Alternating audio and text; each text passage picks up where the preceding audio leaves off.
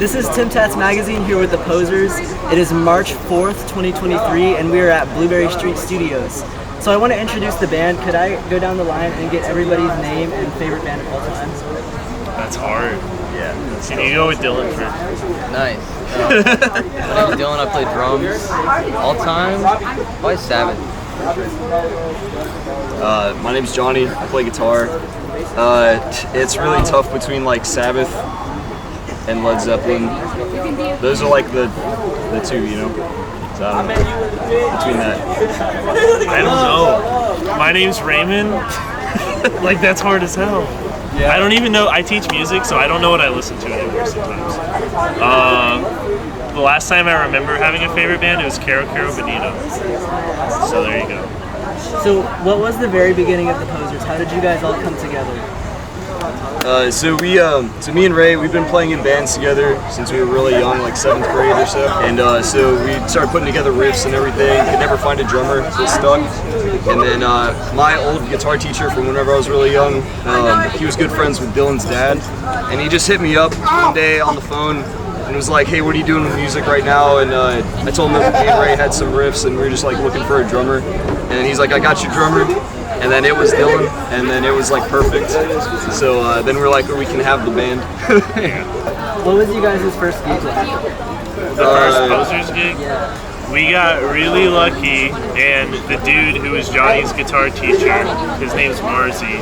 Marzi Montazari, he's from Houston, Texas. Yeah, he's kind of like a local legend in the metal, you know, he's an older dude. But his band Heavy as Texas was playing, and he let us open. And that was our first gig, but that was like 2 or 3 years ago before COVID. Then after that, we're like, we're not going to play any more gigs till our album's done.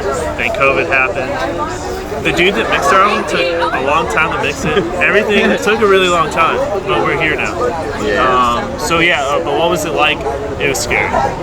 I never wanted to be the bassist. I wanted to just do vocals, so I had to like figure out how to do that. It was really hard, and I was really scared. But I think I'm doing all right. Do you guys have a favorite venue or place to play shows around Houston? Favorite venue? That's tough because like we got to play Fuck Greg Abbott Fest, and that was at Bohemios, and that was so much fun. That was so well put together. Yeah. I'm not gonna say that was like my favorite spot, but not to it was a very good experience as far as like a gig setup. I was gonna say that I think each venue kind of has its advantage. Like House of J is like always fucking fun. Am I allowed to curse? Okay. House of J is really fun always, but like they don't have a good PA. It's like I always blow up my voice, but it's worth it. It's always a fun night. I really like the end, but you know we play there so many times. The end, yeah, that's a lot of fun. When you guys play live sets, is there a specific song on the set list that you really look forward to, or like a favorite that you have? I think it's probably different for all of us. Yeah. Lately, I noticed tonight, just like any song that's already out.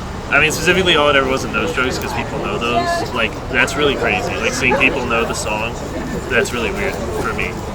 I haven't been in a lot of bands that were, like, popular, I guess, or, like, people liked. Do you guys order the set list in a specific way, like every show, or do you guys switch it up?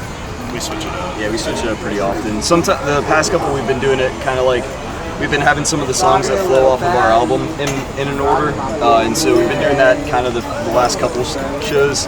That's been a lot of fun. But we like to switch it up and give it a new thing. If you guys were stranded on a deserted island and you could pick 2 local bands to be stranded with, Downkill's been real cool. They've been nice. Yeah. They'll keep our spirits up. Yeah. Downkill and L, just because they're so nice to us. Yeah. do you guys have a dream tour lineup? Just to go on one, probably. Just to go. Just to get out of town. Yeah. Well, I want to tour with Death Grips and Caro Bonito. Yeah. That would be the dream. It would never happen, but if I could tour with Sleep, I would die happy. Probably like DRI, that'd be fun. Oh, yeah, that's actually like smart. Yeah. So what are you guys like listening to right now? Like what's on your current rotation? I just got lucky and I started working in like my own space, and so I feel like I've listened to everything I know because I control the playlist now, you know? So that's really tough, but I would say I'm like always listening to Sleep, honestly, like way too often. Hannah Francis, me and the dude that I work with, we jam her album like at least once or twice a week. It's so good. Anyone should check that out. I've been just listening to Dillinger Escape Plan. They're just ridiculous. So I'm loving that. I've been listening to Omerta. I forgot they were a local band. They're really good. So what was you guys' like first show experience or introduction to like a music scene? Oh man, we've been playing music since like 2014. I feel like maybe even earlier than that. But you know, it's like we played like funny open mics whenever we were younger. Whenever we got a little bit older, like 15, 16, we were playing The White Swan. Yeah, the White Swan all the time, backyards just like this. We played in like a thrash band, and so there was like a thrash scene there that kind of spilled over. A lot of the reason why we wanted to start this band was because that was such a like closed off scene, and we didn't like that, and so that's why we started the Posers, because everything there was like, if you're not exactly this, you're a fucking poser. Yeah. So we were just That's like, why we're called the Posers. We'll just be the Posers. But that was the first introduction to like a music scene, was like a local thrash scene in like fucking 2012, 13, you know? That was our real introduction into like a community that was doing something. I want to say real quick, Virulent was part of that scene, and they still gig, and a band called Annihilus just started playing it, and they were also part of that scene. Yeah, so shouts out to them. Yeah, that was like the White Swan, Mangoes, fucking Walters. Yeah. You know, we were lucky enough to play there before it got torn down. Yeah, I'm trying to think. Other than that, it was a lot of backyards, kind of similar to this, which is pretty fucking cool.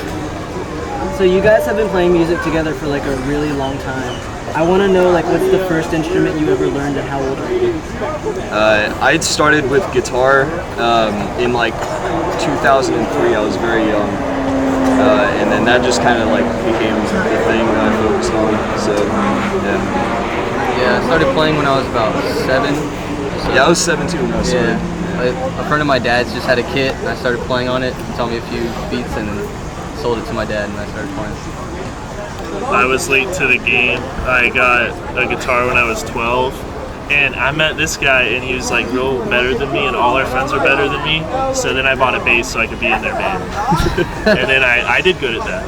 I did good at bass. Funny, I had to play bass in their band though, because they already had 2 guitar players, and he played drums. That's true. I forgot. I played drums too. We tried to make it work. In a zombie apocalypse situation, which one of you guys would survive? Fucking Dylan, dude. Yeah. This dude looks like an action figure. Dylan would beat my ass. Dylan could bench press me. We both are like, of course, Dylan. No question. So I'm gonna ask you guys like a little bit of a speed round that's like all non-band related questions, and it's just random shit. All right. Okay. So would you rather be able to read minds or predict the future?